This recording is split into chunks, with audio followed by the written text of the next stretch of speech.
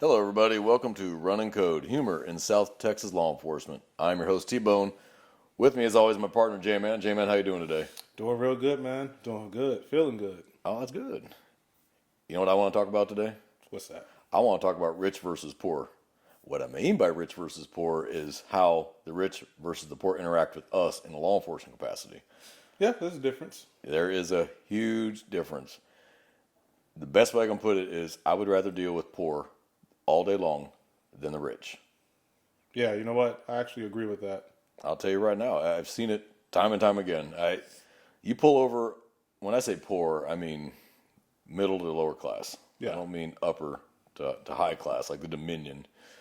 I mean, you pull them over and they're more polite, they're easier to talk to, they're easier to deal with. You pull over the rich or even the ultra rich, they can be very hard to deal with. They Yep. know people, I know the sheriff, I know your chief, I know your constable, I know this person, I know the mayor, I know the county judge, I know whoever, and they don't want to hear a word you have to say. They just want to argue with you. Have you dealt with that before? Yeah, I have. Yeah, and but nothing has been like kind of like outright. I know the name of insert person here. They just say that they know people on city council or they know people who is friends with, like, let's say a county commissioner or something like that. I'm just like, oh, cool, nice, bro, thanks. Between patrol and traffic, I have dealt with the entire spectrum. I have gone to the ultra wealthy homes where they call and think you work for them. Yeah, Like, you will do what I'm telling you to do. It's like, well, no, I'm not.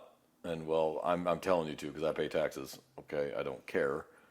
Or I know the county judge, or I know the sheriff, or I know the chief of police, or whoever. And I'm like, well, that's great, but I don't work for you.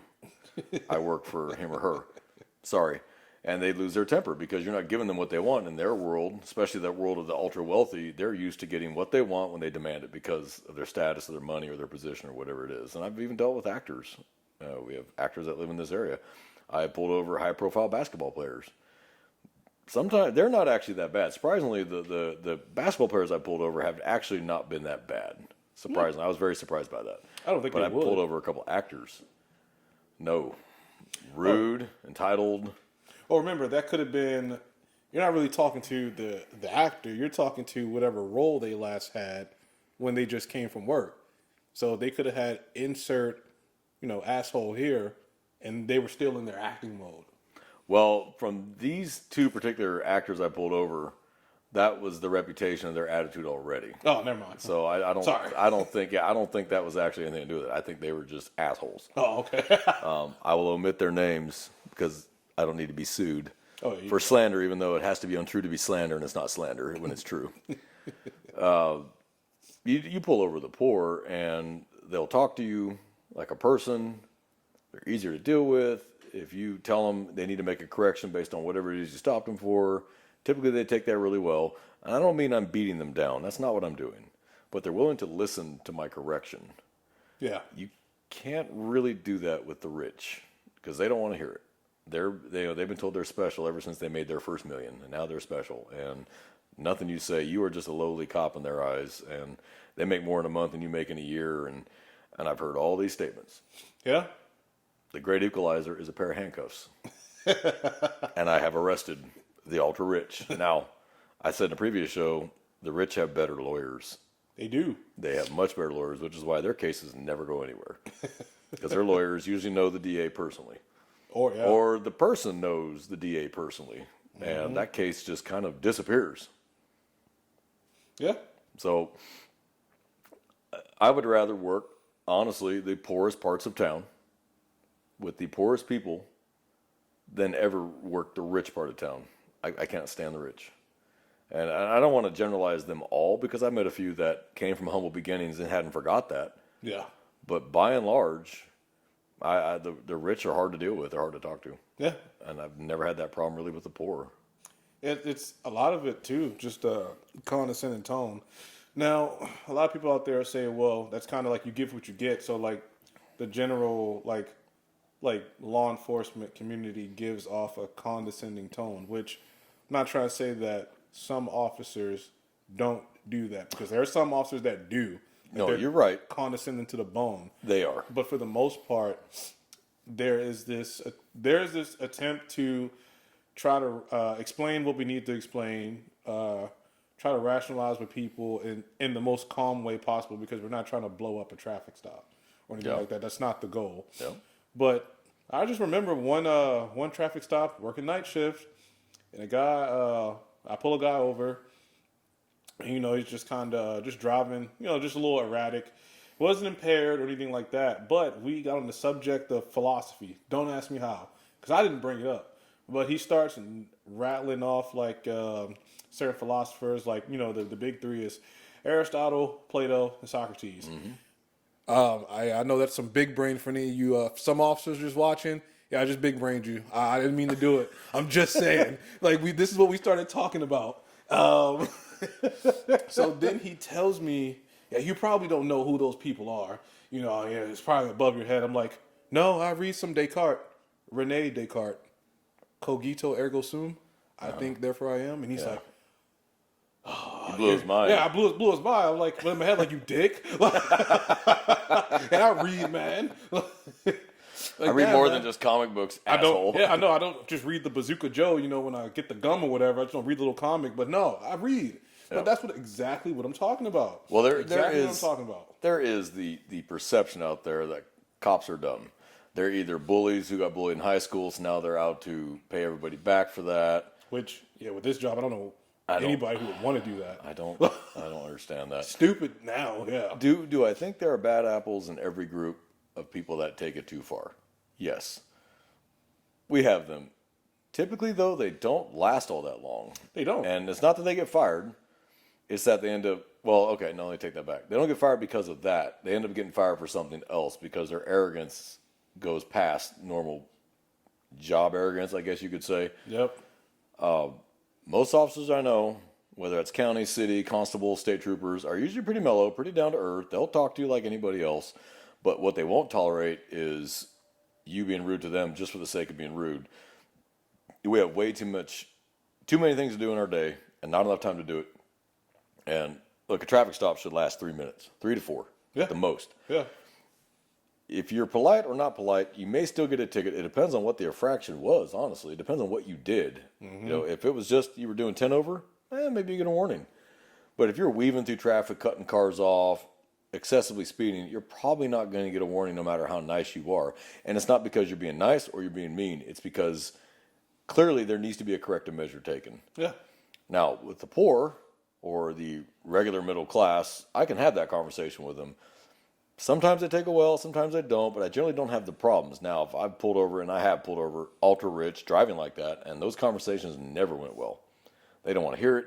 They want to run their mouth. They want to tell me I'm a piece of shit. They want to tell me I'm a dumbass cop. They make more than me in a month, or they make more in a month than I make in a year, and you know, on and on and on.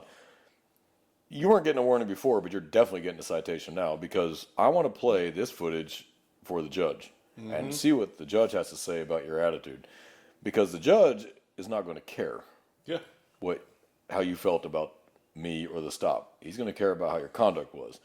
If the conduct's poor, you're probably going to go ahead and pay the citation. Now, the ultra wealthy never come to court. They send a lawyer to take care of it. Either he'll just pay it or he'll talk to the judge and get it deferred or whatever. Right. They're not going to come to court. I don't think you're going to see an ultra wealthy person slum it in a courtroom, in a traffic courtroom. And you know what? That's what it'd probably be, I- a slum, because it'd be an inconvenience. The basketball players I pulled over, the actors I pulled over, I can't remember them ever having stepped 1 foot in a courtroom outside of criminal court.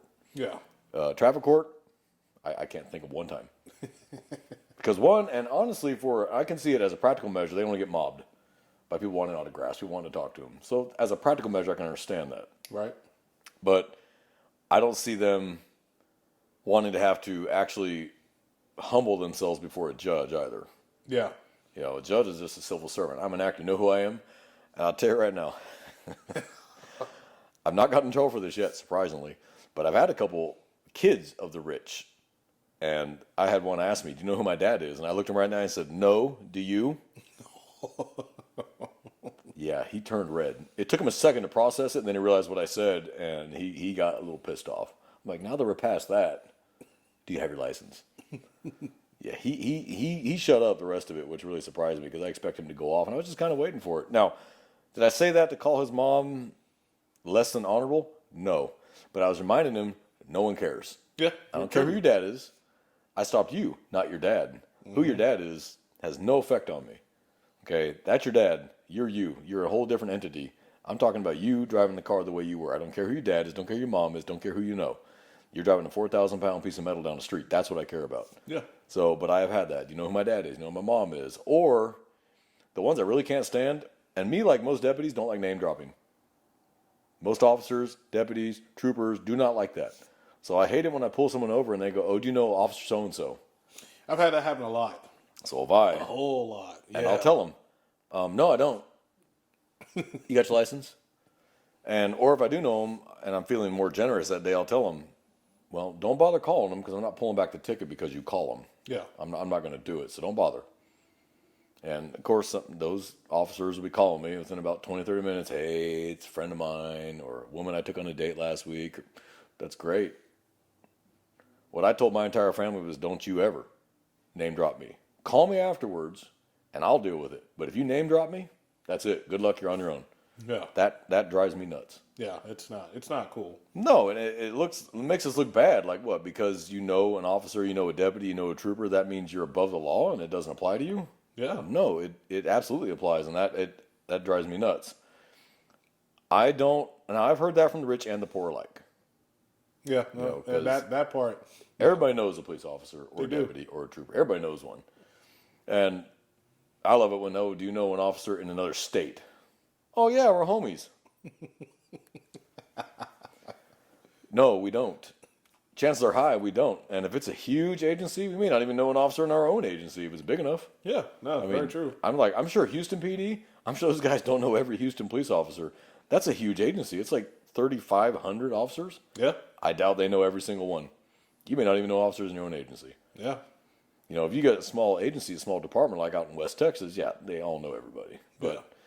you get Houston, Dallas, Austin, Fort Worth, you're probably not going to know all the officers in your own agency. Hell, I've been surprised in this agency with officers I've never seen before. Who are you? You know, thinking it's somebody I missed. Like, where were you at this whole time? Were you on light duty? Turns out I just never met him. Yeah. But I would much rather work the poorer parts of town and deal with them because they seem to be more honest people, more easy to deal with, more easygoing. You can talk to them. And it's not a money thing, but I don't want to hammer the poor. You know, I don't like to kick someone when they're down. That's not my goal. When you're ultra rich and you're driving a $200,000 Porsche and you're running your mouth, you know what? I'm going to give you a ticket. And only because you actually have to deal with it. Not because the money's going to hurt you, because you're ultra rich, a $200 speeding citation is not going to hurt you. You won't even feel it. But it is still going to be the aggravation of having to get it taken care of. Simply that's it. And maybe they'll slow down just enough because they don't want to do that again. Yeah. That's really the only thing I can think of. I've gotten a speeding ticket before, and It's a pain. yeah, just big surprise. Us officers don't make no money. Like just We're not ballers. we're not ballers. We may look like we're ballers, but we're not ballers. Appearances matter. So yeah, This watch is fake. and if you can see this is a Casio. This is like a 1990s. I got an analog TV. I think I had Casio. one of those when I was 10. Oh yeah, That would have been in '89. I think Oh, I yeah. had one. it's super old. So that speeding citation that I got definitely didn't make me want to speed again. And I just did defensive driving, but I still had to pay for the defensive driving. Still got to pay for it. That I is got a annoying. ticket in uniform from another agency, and I was in uniform, and I got the ticket, and I couldn't say anything because he got me. I was speeding. Yeah. What was I going to say? I'm not speeding. You got me. I knew he had got me. Didn't have a lot to say, so I just sucked it up. I went down and paid it. I just paid it. There's nothing I could say about it. Yeah. And so there I am in line, in uniform, because I was on the way to work on that day when I needed to pay it. And I just paid it. And people were looking at me, do you get tickets? Yes, we get tickets. We're not above the law. Yes. But the difference between y'all is I don't try to get out of it. I didn't bitch, whine, moan, or complain. I just paid it. Just paid it. You got me? It is what it is. I'm not going to go talk to the judge and demand the officer come in and bring his logbook and his tuning fork. You got me. I know I was speeding when I saw the lights come on. I knew. I was like, fuck. Couldn't say anything. Didn't bother trying to get out of it. I just handed him my license. He goes, "You were speeding." Yep, sure was. He came back. "Here's a citation. Thank you. Be safe, man." And he drove off. He was doing his job. I can't knock a man for doing his job.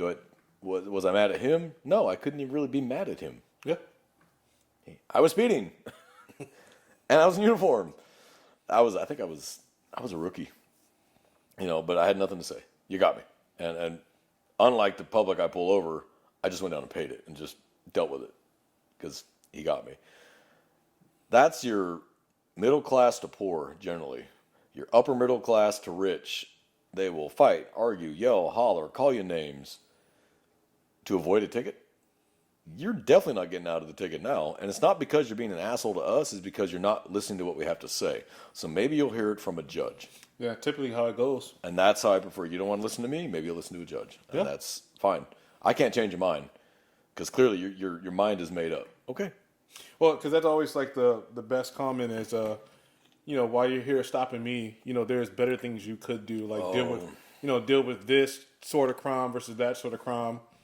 And my response has been really no response to that direct question. Just, well, you still haven't given me your driver's license, or hey, I asked you if your address was still updated on your license. Can you answer that question for me? Mm-hmm. I'm not going to get into that tit for tat where you tell me I should be out investigating more crime. Oh, more crime that I didn't get a call for? Hey, thanks. Yeah. No, I'd rather deal with this because I'm dealing with you in front of me right now. What I tell them when they tell me that, and again, that's not a poor thing. And that's not even really a middle class thing. That's a upper middle class and a rich thing. I've heard that from them. It is. Not from the poor. Yeah. When they tell me that, hey, there's real crimes. I'm like, well, if you know where there's a crime being committed, please let me know so I can go deal with it. And they don't quite know what to say to that. Yeah. I'm like, and I'm not going to stand there and explain to them that we are reactive. We can't deal with something until it happens. Mm-hmm. In rare circumstance, do we stop something before it starts? Yeah. Usually we're responding to it. So I have no way to sit there and explain to this person that is not how that works. And they don't want to hear that. And I don't want to have a long drawn out debate on the side of the road. So I just tell them, if you know where one is, give us a call. Here's our non-emergency number or 911 if it's emergency. But I still need your license. And that typically ends it because I'm not falling into their back and forth. What they want is a debate. Yeah. I don't want to debate them. I want your license. That's what I want. That's what I'm asking for. So if I had to sum it up, would I rather work with the rich versus the poor? I'd rather work with the poor. And honestly, in society, the poor are always victimized more than the rich. Yeah. Because no one screws with the rich. They have good lawyers. They're high profile. The poor, people feel very free to screw with the poor and abuse them and mistreat them. I don't like that. So it's not that rich people don't deserve justice too. That's not what I'm saying. If you are a genuine victim, rape, assault, absolutely. Because no one should have to go through that, rich or poor. But I'm talking about the average person, they don't really screw with the rich. They just screw with the poor. Because they figure they can't do anything about it. They're not high profile. No one's going to care. Sadly, that's almost kind of true. And I hate that. So I don't devote all my attention to the rich. You're on your own, dude. You need us, call us. We'll come up. If it's an actual crime, then we will take a report. If it's just you want to complain, I can't help you. Yeah. I don't care, and I don't want to talk about it. So I can't think, honestly, of too many positive experiences I've had with the rich. One or two, maybe. There's only a few. You're right. There's only a few. It's just a lot of it is just like you said. It's just too much of the entitlement. Like what we've been like glossing over. It's just too much of the entitlement, and that's just going to be a thing forever. Because as long as and we are public servants. That is very true. Protect and serve. That serve is in part of that phrase, but they see it more of like a servitude. Yes. Than being a public servant. They see it as servitude. I like the way you put that. I'm not going to be bringing you like a French crepe or maroon to this traffic stop to make you feel better with your warning. No. Mm-hmm. No, I'm going to be polite, I'm going to be courteous, and I'm going to tell you what you did.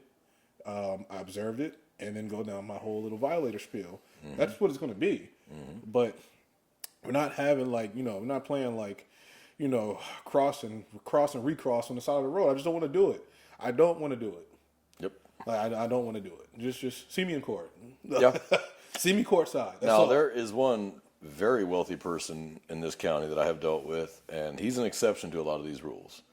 I won't obviously divulge his name. Ultra wealthy. If I said his name, everybody would know who I'm talking about. But he was nothing but polite. He was nothing but how you doing. He was as nice and down to earth as you could be, and it wasn't an act. You could tell it was not an act. He was just genuinely that nice, genuinely that guy. And it kind of restored my faith a little bit. Like, they're not all that way. But when you deal with the rich, and 99 out of 100 are just assholes to you automatically because they're rich and you're just a cop, it's hard to trust that there isn't a 1% out there that will actually talk to you like a human being. Yeah. Maybe it helped that he actually needed something from us and something he didn't want to deal with because of his notoriety and his level of fame. But he didn't demand anything of us. He didn't demand we do something. He asked, can you? Is there any way? And absolutely, we would have done it for any person. What he was asking for, any citizen can ask for. Absolutely. Yeah. But he didn't demand it. Require it. Tell us, I know so-and-so, and I guarantee you he knows everybody. He never once tried it. We took care of his problem, nothing but polite, shook our hands, said thank you very much, I really appreciate that, and he was gone and we were gone. That restored my faith. I mean, I already liked this person before this, and that just, okay, he really is genuinely like that. Now, this wasn't Keanu Reeves, let me specify, but he has that reputation like Keanu Reeves. Genuinely a nice person. He's not a dick. He's very giving. He's very caring. He's very humble. This person, who is probably higher status than Keanu Reeves, down to earth, and it's as nice as could be. So that I like to see, but that is not the rule. Right. That is the exception. We deal with the rule. Yeah. We deal with the entitlement and the I know people, and cops to them are one step above a butler.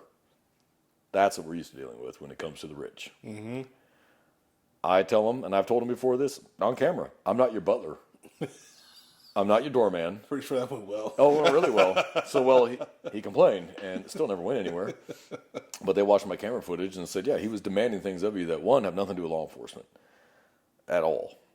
And it's something he could have handled on his own, but I don't know if he wanted to throw his dick out on the table to prove it was richer. I don't know what his issue was. And I told him, no, I'm not a doorman. I'm not a butler. I'm sorry. That's not my function. There is no crime here. I am leaving because it has nothing to do with law enforcement. And I even told him who he could call, and of course that didn't work for him. And he yelled and hollered the whole way down the driveway as I got back into my Tahoe and drove off. And I knew I was going to call, and it probably wasn't even an hour later. This person called the top, and it just floated down the chain like a turd until it landed back on my head. But I told the sergeant what happened. Hey, this is what happened. And I'm not his butler, and I won't be talked to that way. I don't care who he is. It had nothing to do with us. He just picked up the phone because I guess public servants, and I think he thought, like you said, servitude. Yeah, and it goes back to a previous episode we did as far as like why people call 911. The people I won't say most. Some people just really do not know when to call 911 or even call the non. I guess you're right, calling the non-emergency line, but it's not law enforcement like related. It's just it's like a nuisance that you just want to report in hopes that we would do something about it. And it's just, no, we're not going to do anything about it. It's not a violation of law. You probably shouldn't call. Well, here's what I used to tell people. Are you in danger? Is someone else in danger? Is it something you can fix yourself? And are you minding your own business? If it's any of those that you can't handle because someone is hurt, someone else is hurt, then yes, call us. Yeah. If you can't handle it yourself or no one's hurt and you're minding your own business, I'm telling you right now, the call volume will go down and we will get more done. Yeah. And the rich are worse than the poor when it comes to that. 'Cause- My neighbor, I'm going to try to imitate an ultra wealthy voice. My neighbor scratched my Mercedes. Okay. Did he come out and do it maliciously? Did he run a screwdriver down your car? Like, oh no, he just backed into it. Okay. Call your insurance company and take care of it. No, I demand a police report. Why? There's nothing criminal. I'm looking at the damage. It's so minute, you can't even really see it. Like, just have your insurance company handle it and be done with it. And the poor will take that answer. And it's not that we're deflecting the work. It's that it's not, I'm not saying it's beneath our time. I don't want to put that impression out there. It's beneath our time. It's not beneath our time. but it's not an actual crash. It's nothing that actually needs law enforcement intervention. Now, if they're swinging on each other in the middle of the street after a fender bender, okay, that needs law enforcement attention. Right. If you two had a fender bender, you both have insurance, you both have license, trade information, go each other's separate ways. The insurance company will take care of it. Problem solved. Yeah. But we are here to solve everyone's problems, especially the rich. Now, the rich create most of their own problems. Honestly, the rich create their own problems and then want us to clean it up. And they want to use political influence to clean up their mess. I'm not a politician, and I have no problem telling that there. I'm not a politician. I'm not elected or appointed. Sorry. I'm sworn, but I'm not elected or appointed. Can't help you.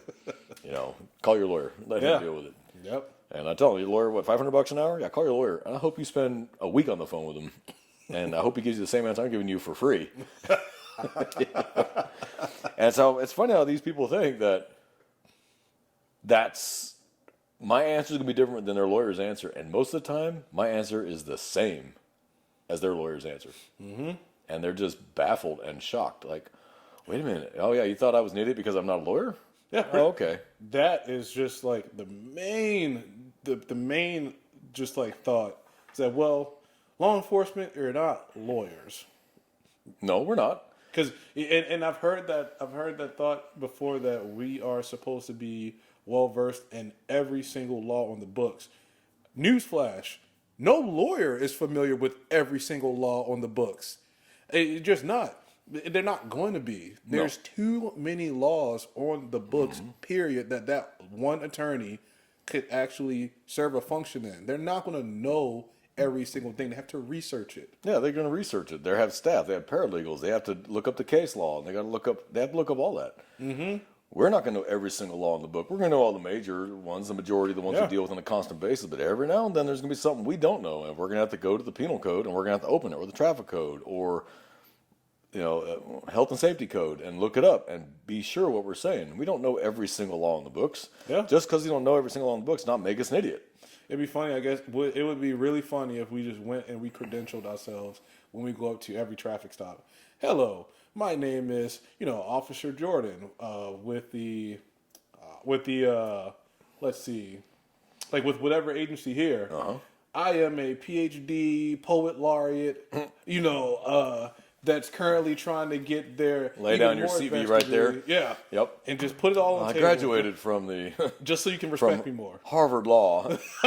I did. I didn't want to be a lawyer, so I became a cop. Yeah, like freaking the Harvard Police Department. I went to the Harvard Police Academy, graduated, summa cum laude, and I'm stopping you for running that stop sign. Yeah. And then they would be no gripe, would be no I beef. would probably take you less serious. I would look at you like, so you finished law school and passed the bar, and you're a traffic cop pulling me over? Yeah, having on Blue Bloods. That's true. He did have it on Blue Bloods. That's right. Jamie, I think is Jamie. Jamie Reagan. Jamie Reagan. That's right. I think that was because he didn't have a choice. It was a family job. They already had one lawyer in the family. Yeah, they did. Was it Aaron? Aaron. Yeah. So it's one of those. Being a cop, some of the smartest people I ever met in the world are cops. They choose to be cops because they believe in it. They think it matters. They're here to help as best they can. That's why they're doing this job. There is a small few out there that are doing it for maybe the wrong reasons. Eventually, they weed themselves out. Yeah. And the problem solves itself. But by and large, that has not been my experience with law enforcement. By and large, they really do care. Now, the more we act like we don't, the more we do. It's just we're not going to express that to you, especially the public, because we keep that to ourselves. That's our armor. So, yeah, we may not always show that we care. We may not always be emotional. We're hiding that away because we can't afford to display that emotion. We do care deeply, absolutely. It's just we're so immune to it after so many years. You see the death, the destruction, the heartache, the tragedy, the horror, that after a while you're just dead to it. It's not that you don't care, it's just you can't take any more, so you just close yourself off to it. Mm-hmm. Every now and then you'll run across something that'll cut you. It'll get through that armor.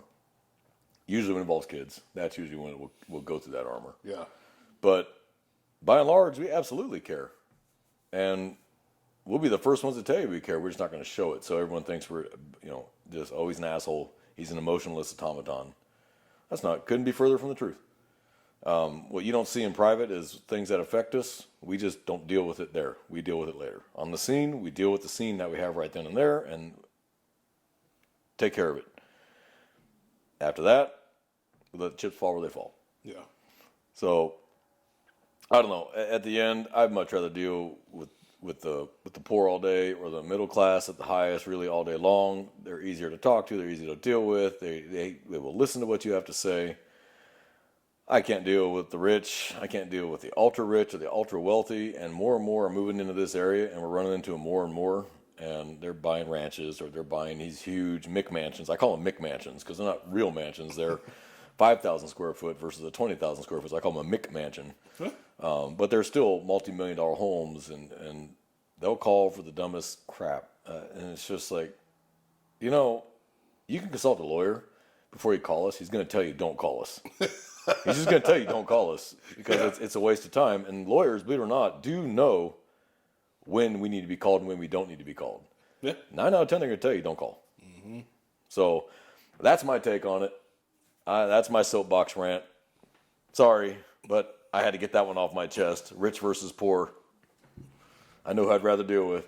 J-Man, you got anything you want to add? Nope, I think we covered it all. All right. Well, fellow officers, citizens, listeners of the show, we hope you enjoyed it. Brothers and sisters, please stay safe out there. Watch your six. Watch each other's backs. Take care of each other. And at the end, always try to find the funny. J-Man, you want to add anything to that? Nope, all good. All right. You all have a good week, and we're out.